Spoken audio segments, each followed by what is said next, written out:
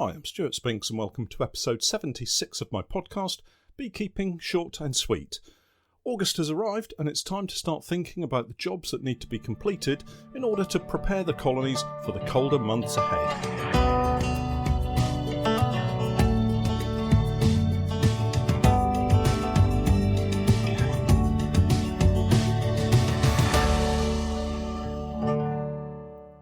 Beekeeping Short and Sweet, a beekeeping podcast for the inquisitive beekeeper with a short attention span.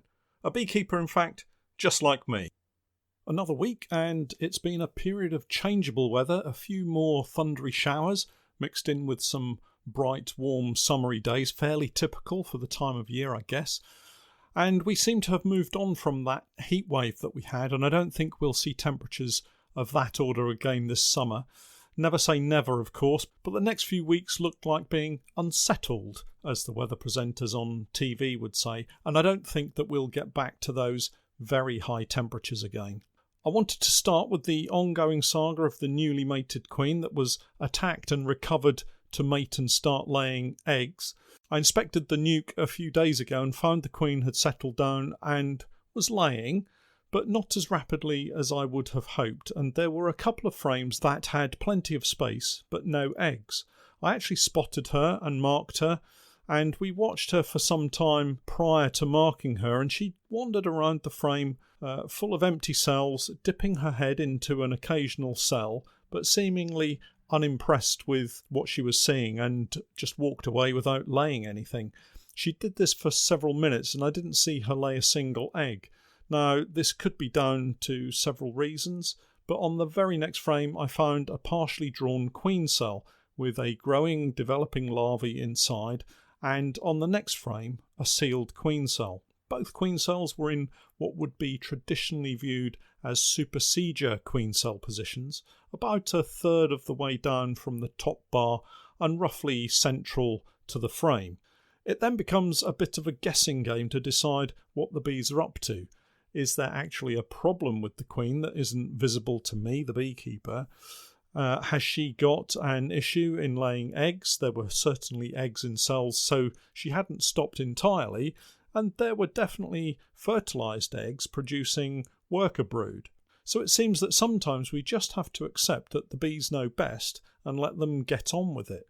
So I took the decision in the end that indeed the bees know best, and that these were in fact supersedure cells and not swarm cells, and I left one of them to see what happens. I posted a video of the inspection of what I've just described on my Patreon page, so do take a look at it there. I also discovered a potential problem with some of the other newly emerged virgin queens last week. These were the ones that we've been holding back in the hair roller cages as part of the Nicot system. It was time to release the queens from the cages, and having experienced the attack on the first queen when I used the sugar syrup dunk method, I decided to simply plug the end of the cage with fondant and let the bees gradually eat their way through to release the queen inside. Well, I checked last weekend, and to my horror, the plastic cap on the end of the roller cage, which is permanently attached to the cage by a small tab, had managed somehow to curl its way back round and block the bees from getting into the fondant. This obviously meant that the queen couldn't get out either, so I took the decision to simply release her onto the frame by uncapping them from the hair roller cage and just running them down onto the brood frame. And this was the case in 2 or 3, I think, of the nukes that I checked, all exactly the same. The little plastic cap had swung back round and trapped the queen inside. But I let them all out and it worked fine. Well, fine in all cases except one. This particular queen was in a huge hurry to get out, and no sooner than I'd opened the end of the cage, she ran out, wings beating furiously, and in a flash she was gone. She took to the skies and disappeared over the blackberry bushes. I did that kind of desperate, childlike jumping in the air, trying to catch her with my hands, but she was far too fast for me and was gone. It must have looked quite comical, though, looking back at it. Oh well, these things happen, I guess. The remaining queens all released without incident, so I'm anticipating there will be eggs and young larvae the next time I inspect. Not like the earlier season matings, which had been very protracted and in a lot of cases unsuccessful. I've mentioned it before, but this year I've seen a lot of drone-laying queens, predominantly from the spring matings. The summer-bred queens all appear to have mated successfully with the exception of one or two, and those had become drone layers, and of course the one that flew over the bramble bush. But we're now sliding into August, and there'll be a flurry of jobs that will need to be organised, not least the summer crop extraction. I don't have the opportunity for any late summer, early autumn crops such as the heather, and so I take all of the honey off over the next week or so. I don't have a warm room to keep the supers at a temperature to prevent honey granulating in the comb, so as usual I'll be removing and extracting all in one hit. It normally takes a week or thereabouts from start to finish, and then a little extra time to get everything washed and dried, ready for next season. As I mentioned last week, August is really the beginning of the beekeeping year. It's a time to take stock of where the colonies are at, and to take action if required before it gets too late in the year. Most colonies will be reducing egg production now. Cells towards the outer edge of the brood box that were once occupied by brood will gradually emerge and be filled with stores in preparation for the winter ahead. You'll probably notice a lot less drone brood in the healthy colonies from now on too, although supersedure queens will still need to mate, so there will still be some drones around, but the frantic early season swarming and mating is long gone. We're also heading towards a switch in the type of worker bees that you'll have in the colony. It's not something that you might see, but the workers emerging from now will gradually be increasing the amount of fat bodies they have, becoming better able to sustain themselves through the winter months, rather than the highly active slimmed down versions of the summer foraging workers. At this point, it's worth pausing to think about what your colonies need to successfully overwinter. Firstly, a decent hive would help. Anything with gaps and holes just invites robbing, and remember the roof needs to be able to put up with whatever the weather throws at it, so having a waterproof roof really helps. I'm all for the open mesh floors. I think the flow of air around the brood nest really helps, and I don't think it chills the cluster unnecessarily. I don't ever leave the Varroa screen in the floor, apart from when I'm doing a mite drop check or if I'm treating with my oxalic acid sublimator. So let's assume that we all have sound hives. Next on the list is the health of the colony. Are the bees healthy enough to see out the long winter? Now, I'm not suggesting you should destroy a colony that has an occasional cell of chalk brood, but if it's riddled with the stuff, you might want to consider a late shook swarm and requeening, but don't leave it too late. If the colony is healthy, how is the queen? Is she laying well, and are there plenty of eggs still being produced? We know she'll slow down her egg laying, and if she's an older queen, this will likely happen sooner rather than later, whereas a young queen will continue laying quite vigorously into the autumn months. On that point, how old is your queen? Do you know how old she is?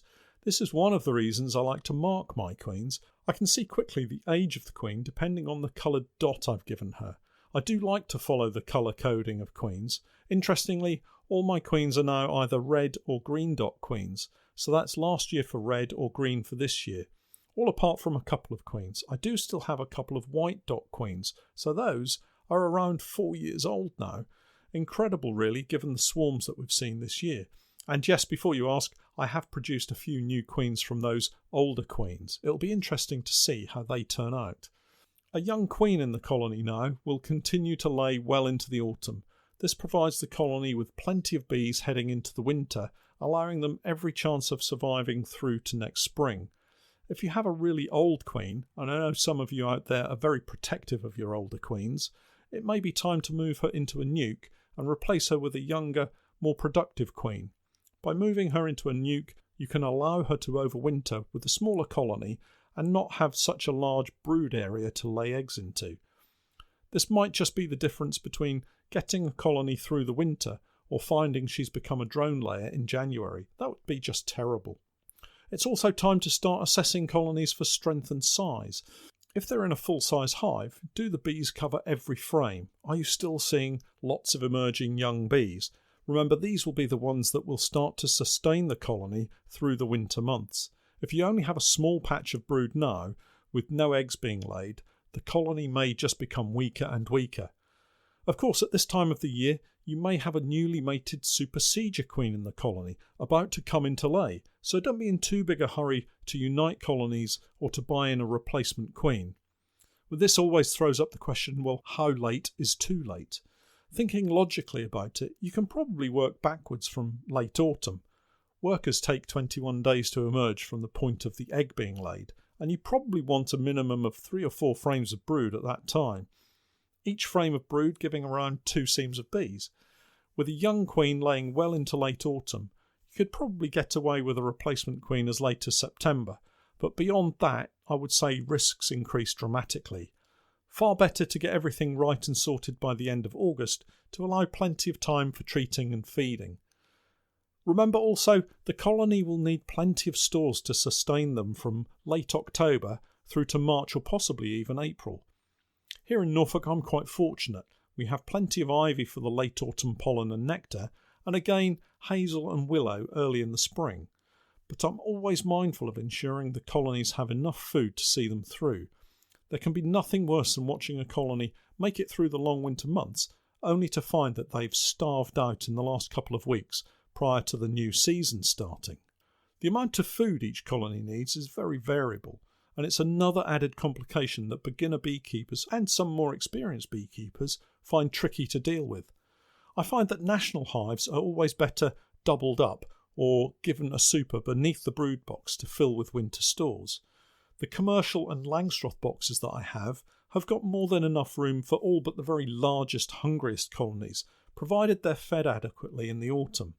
Here you'll find the brood nest diminishes as you feed, and the bees will normally backfill the syrup, keeping it close at hand surrounding the brood nest and having it easy to access. As I mentioned last week, the increase in the number of wasps over the last month has gradually grown to the point that now, if any brace comb or empty frames are removed from my hives during inspection, it's pretty much guaranteed that the next time I look down at them, there'll be at least a couple of wasps hurriedly inspecting and feeding on it. These are quickly joined by robbing bees, and if left, will be picked clean within minutes. The problem with this is twofold, really. Firstly, there's the general encouragement of robbing. Bees and wasps seem to become more and more frenzied in their search of an easy source of food, and once they start down this path, it seems they will then actively search out other locations for free food, and invariably this means weaker colonies in the apiary come under attack.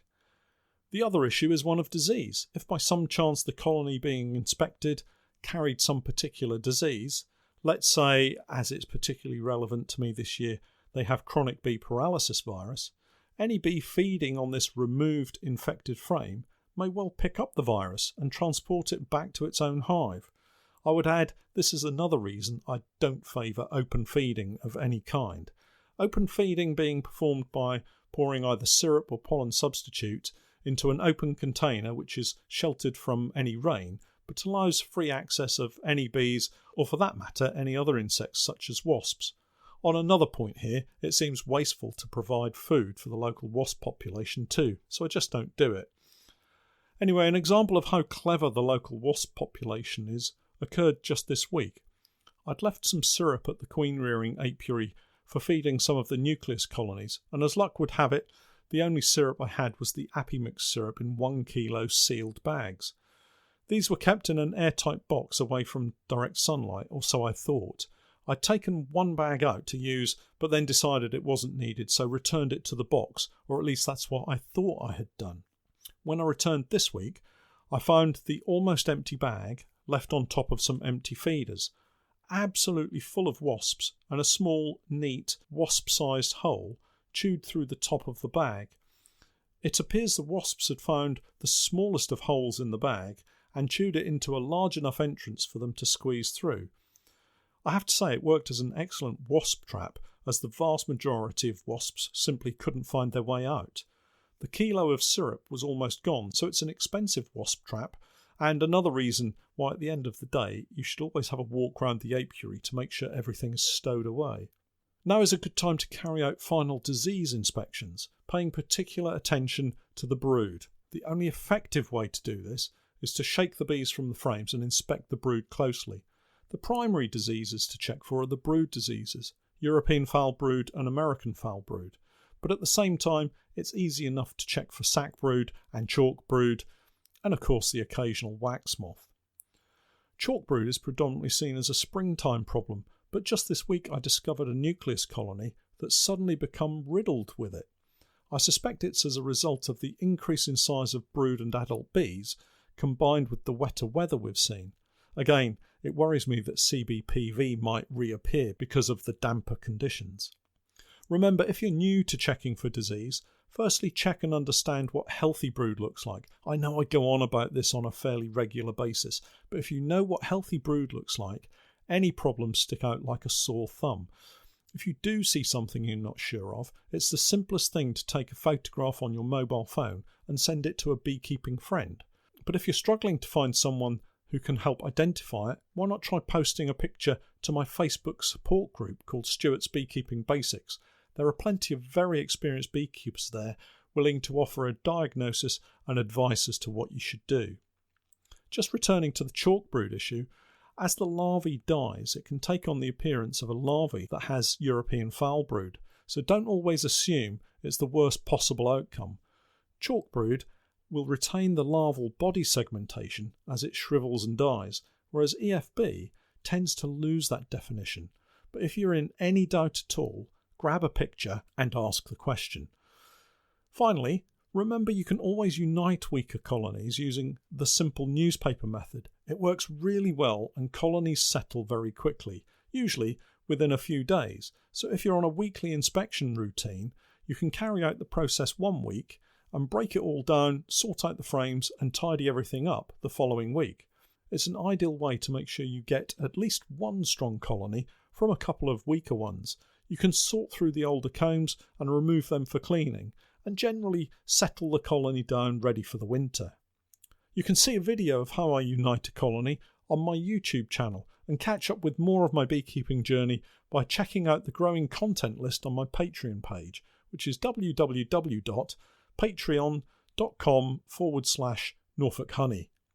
Well, that's it for today. I hope you have a great beekeeping week, and thanks for hanging around until the end of the podcast. I'm Stewart Spinks, and that was Beekeeping Short and Sweet.